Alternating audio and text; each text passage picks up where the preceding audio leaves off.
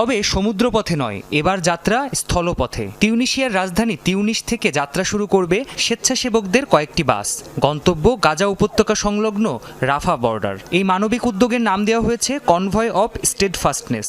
উদ্দেশ্য গাজা উপত্যকায় ত্রাণ প্রবেশের অবরোধ ভেঙে ফিলিস্তিনিদের কাছে সাহায্য পৌঁছে দেওয়া। এই পদযাত্রা মূলত ইসরায়েলের বিরুদ্ধে আমাদের প্রতিবাদ। আমাদের এই জনসমাবেশ লিবিয়া, তিউনিশিয়া এবং মিশরের বেশ কিছু স্থানে থামবে। সেখানে আমরা মানুষের সঙ্গে কথা বলে জানাবো ফিলিস্তিনিদের অধিকারের কথা, ফিলিস্তিনিদের সাহায্যে এগিয়ে আসতে উদ্বুদ্ধ করব। এই যাত্রার মাধ্যমে আমরা মানুষকে মনে করিয়ে দিতে চাই ফিলিস্তিনের দূরত্ব বেশি নয়, আমরা চাইলেই তাদের সাহায্যে এগিয়ে আসতে পারি। প্রতিনিধি দলে আছেন আইনজীবীরাও।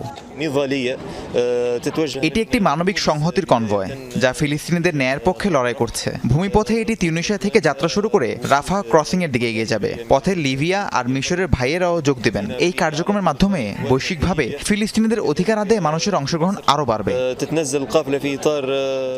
ম্যাডলিন জাহাজ থেকে অনুপ্রেরণা নিয়েই এই উদ্যোগে সাড়া দেয় স্বেচ্ছাসেবীরা। তিউনিশিয়ার বেশ কিছু মানবিক সংগঠনের ঐক্যবদ্ধ উদ্যোগে শুরু হয় এই কার্যক্রম। এসব সংগঠনের কর্মীদের পাশাপাশি অংশ নেয় সাধারণ মানুষও। ইতোমধ্যে এ কার্যক্রমে তিউনিশিয়ার 1500 আর আলজেরিয়ার 250 নাগরিক অংশ নিয়েছে।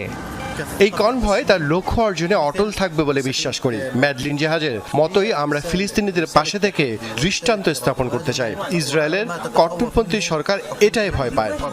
ইসরায়েলের নিষেধাজ্ঞা উপেক্ষা করে গাজায় ত্রাণ প্রবেশের চেষ্টা করে গ্রেটা থুনবার্গ সহ 12 জনের স্বেচ্ছাসেবী দল। সোমবার তাদের ত্রাণভর্তি জাহাজ ম্যাডলিন জব্দ করে দেশটির সেনাবাহিনী। এ ঘটনায় সমালোচনার ঝড় ওঠে গোটা বিশ্বে।